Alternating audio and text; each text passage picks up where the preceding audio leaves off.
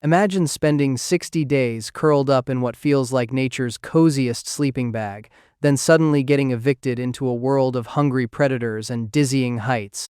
That's your grand entrance as a Sunda Colugo, the world's most awkward flying mammal. You emerge weighing just 35 grams, that's lighter than a slice of bread, and about as coordinated as a toddler on roller skates. Your first breath is basically a panic attack. There's no gentle welcome to the world, no congratulations on being born party. Just your mom, who seems mildly inconvenienced by your existence and immediately expects you to grab onto her belly fur like your life depends on it, because it absolutely does. Fall off, and you're instantly transformed into jungle floor decoration. Mom's got this weird furry membrane stretched between all her limbs. It's called a patagium, but let's be real, it's just a glorified bedsheet with fur. She wraps you up in this skin hammock, which is both your baby carrier and her flying apparatus. When danger strikes, Mom doesn't gently place you in a safe spot. She just launches into the air with you, clinging desperately to her underside. Nothing says maternal love like treating your newborn as carry-on luggage during emergency evacuations. For 6 straight months, you're basically a living belly button accessory, experiencing the world exclusively from your mom's undercarriage perspective. Every meal, every glide, every bathroom break, you're there for all of it, front row seats to the How to Be a Mediocre Gliding Mammal show. And those glides? They're not the graceful, eagle-like soaring you might imagine. They're more like controlled, falling with style, as Mom spreads her skin flaps and launches herself through the air like a furry parachute with trust issues. You spend your days getting intimate with Mom's nipples, your exclusive food source, while she sleeps upside down or clings to a tree trunk. Your nights are a terrifying roller coaster as she swoops through the darkness hunting for the blandest food possible, young leaves and tree sap. Who needs meat when you can have the plant equivalent of unseasoned tofu? At night, the forest turns into a Colugo nightmare playground. Eagles and owls patrol the skies, tree snakes slither along branches, and you're just hanging there like a fuzzy snack pack, completely dependent on Mom's ability to freeze convincingly or glide away fast enough. Your main defense is your patchy fur that looks like tree fungus. That's right, your evolutionary superpower is resembling a skin disease on bark. After half a year of this nightmare, Mom decides you're ready for independence, which is her polite way of saying get your own leaves. Your first solo glide is like being pushed off a cliff with bed sheets tied to your arms. The forest floor rushes up to meet you, the wind howls in your ears, and somehow, through sheer panic and the miracle of evolution, you manage to steer yourself to another tree without becoming a Colugo pancake. You land with all the grace of a thrown sack of potatoes, scrabbling desperately with your claws to avoid plummeting to your death. Now you're on your own, and it's time to master the art of Colugo climbing. Your legs aren't built for normal walking or climbing. Instead, you do this weird stretch and hop movement that makes you look like you're perpetually trying to escape a sticky situation. Front legs stretch up, back legs awkwardly hop to catch up.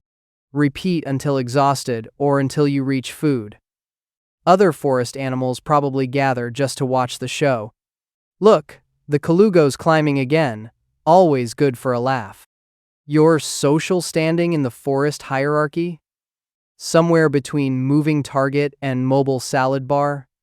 You're not fast enough to chase anything, not strong enough to fight anything, and your diet consists of items so low on the food desirability scale that most other animals don't even consider them food. You're essentially a glorified leaf vacuum with anxiety. Nighttime is when you come alive, because apparently evolution thought it would be funny to make you nocturnal. While sensible creatures are sleeping, you're awkwardly hopping from branch to branch in the dark, using your bulging eyes to spot slightly less disgusting leaves than the ones you ate yesterday. Your night vision is incredible, which means you get front row seats to all the predators trying to eat you. Dating as a Colugo is about as exciting as watching paint dry. Scientists know so little about your mating habits that they basically shrug when asked. You probably spot another Colugo across the canopy, do some awkward gliding to impress them, and then engage in whatever passes for Colugo flirting. "Hey baby, check out how many leaves I can eat in 1 minute," is probably your best pickup line. If you're female and somehow find yourself pregnant, congratulations. You're about to experience the joy of carrying a baby while still needing to make death-defying glides between trees. After 2 months, you give birth to a tiny infant, who immediately attaches to your belly like a clingy roommate who never pays rent. And just when you think one baby is enough work, you can get pregnant again while still caring for the first one. Because what's better than one baby dangling from your skin flaps during predator evasion? Two babies. Years pass in a monotonous cycle of leaf eating and gliding. Your biggest accomplishment is not becoming eagle food. Your social calendar remains conspicuously empty. Your closest interaction with other Colugos is silently judging each other's gliding form from opposite sides of the same tree. Did you see that landing? Amateur hour over there. You develop an exceptional ability to cling to trees for hours without moving, which would be impressive if it weren't literally your only defense strategy. When threatened, you either freeze so completely that you might as well be part of the tree, or you scramble higher with your awkward hop climbing technique. Nature didn't exactly deal you a winning hand in the survival skills department. As you age, your once mediocre abilities decline into truly pathetic territory. Your grip strength weakens, your glides become less accurate, and younger Colugos claim the prime real estate with the tastiest leaves. You find yourself relegated to the subpar trees with tougher leaves that take forever to digest. One night, while attempting to reach a particularly appealing young leaf, your aging patagium doesn't quite catch the air right. You miscalculate. Your glide falls short, and for a terrifying moment, you're no longer gliding but falling. In your final moments, you reflect on your Colugo existence, a life spent eating leaves, dodging predators, and looking ridiculous while climbing. As the ground rushes up to meet you, you have one last thought. At least I'm not a sloth. But wait! Your fall is broken by a lower branch. You survive, but just barely, hanging by one claw and your increasingly unreliable patagium. As you haul yourself to safety, you can't help but wonder if there's more to life than this endless cycle of awkward gliding and leaf consumption. Spoiler alert, there isn't. You're a Colugo. Your existence is basically a cosmic joke, where the punchline is that you're neither good at flying nor particularly good at being a mammal. You're just a weird in-between creature with skin flaps and a permanent expression of mild surprise. Better start shopping for retirement trees. The worst part? Despite your obvious struggles and limited skill set, your species has somehow managed to survive for millions of years. Evolution looked at you and said, "Yeah, this works well enough." You're living proof that sometimes good enough is all nature requires. Not excellence, not brilliance, just hasn't gone extinct yet. Consider your daily schedule. Wake up as the sun sets. Spend 20 minutes just trying to unfold yourself from your sleeping position. Hop climb to a new feeding spot while looking like you're failing a sobriety test. Eat leaves that even other herbivores reject. Glide awkwardly to another tree. Repeat until dawn. Then sleep clinging to a tree trunk or branch, hoping predators continue to mistake you for an oddly shaped growth.